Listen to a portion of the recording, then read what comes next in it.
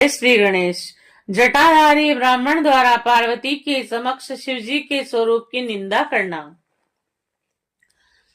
पार्वती बोली, हे द्विजेंद्र, हे जटिल, मेरा वृतांत सुनिए। यह इस समय मेरी सखी ने जो कुछ भी कहा है वह सब सत्य है और कुछ भी झूठा नहीं है।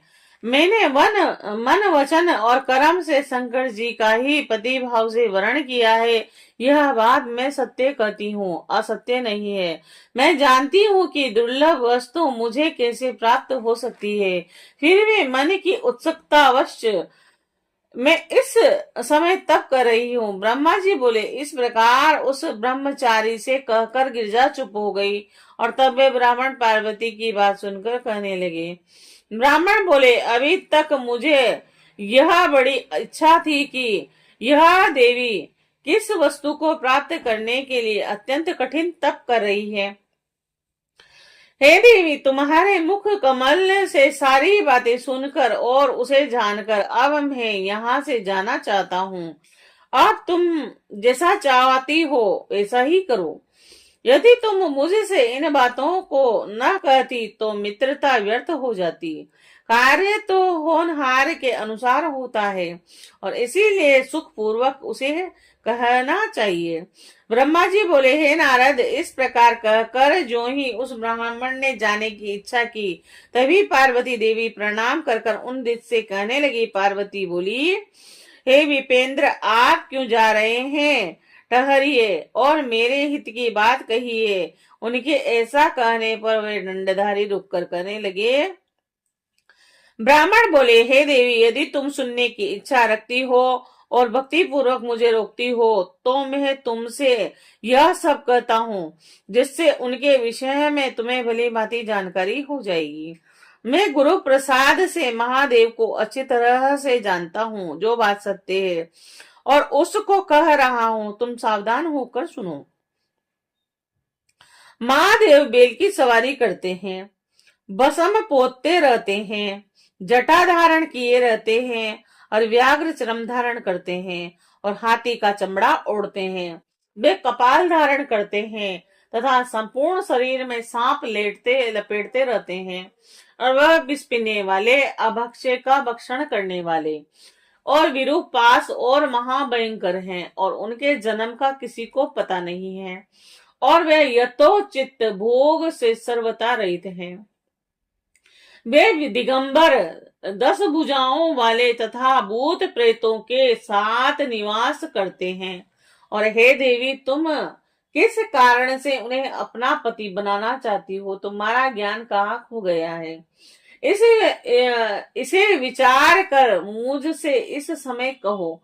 मैंने पूर्व समय में भी उनका भयंकर चरित्र सुना है और यदि तुम्हें उसे सुनने की इच्छा हो तो मैं कह रहा हूं, तुम सुनो।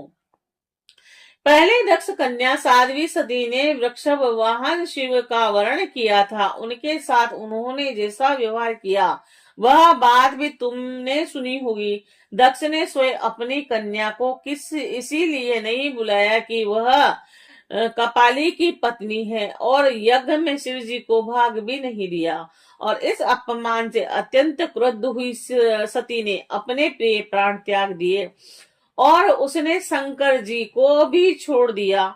और तुम सभी स्त्रियों में रतन हो और तुम्हारे पिता भी पर्वतों के राजा हैं और फिर उग्र तपस्या के द्वारा तुम इस प्रकार के पति को क्यों प्राप्त करना चाहती हो?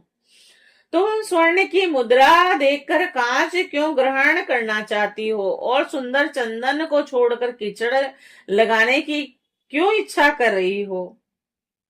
सूर्य का तेज छोड़कर तुम जुगनू का प्रकाश क्यों चाहती हो? रेशमी वस्त्र त्याग कर चमड़ा क्यों पहनना चाहती हो? घर में रहना छोड़कर वन में रहना क्यों चाहती हो? और हे देवेशी, उत्तम खजाने को छोड़कर लोहे की इच्छा रखती हो? जो तुम इंद्र आदि लोकपालों को छोड़कर शिव में अनुरक्त हुई हो, यह तो उचित नहीं और यह लोक के सर्वथा विरुद्ध दिखाई पड़ता है। कहाँ तुम कमल के समान विशाल नेत्र वाली हो और कहाँ वे भयंकर 3 नेत्र वाले। तुम चंद्रमा के समान मुख वाली हो तथा वह शिव 5 मुख वाले कहे गए हैं। और तुम्हारे सिर पर सर्पिणी के समान वेणी सुशोभित है, और शिव का जटाजूट तो प्रसिद्ध ही है। और तुम्हारे शरीर में चंदन का लेप और शिव के शरीर में चिता की भस्म लगा रहता है। कहाँ तुम्हारा दुकुल और कहाँ शंकर का गज चर्म, कहाँ तुम्हारे दिव्य आभूषण और कहाँ शंकर के सर्प, और कहाँ सभी देवता तुम्हारे सेवक, तथा कहाँ भूतों तथा बलि को प्रिय समझने वाला वो शिव। कहाँ तुम्हें सुख देने वाला मृदंग वाद और कहाँ डमरू, कहाँ तुम्हारी भेरी की ध्वनि और कहाँ उसका अशुभदायक श्रृंगी का शब्द, और कहाँ तुम्हारा डक्का नामक बाजे का शब्द और उनका अशुभ गले का शब्द। और तुम्हारा रूप उत्तम है और शिव का रूप नहीं है। यदि उनके पास द्रव्य होता तो वह दिगंबर कैसे होते। उनका वाहन भी बेल है और उनके पास और कोई सामग्री भी नहीं है।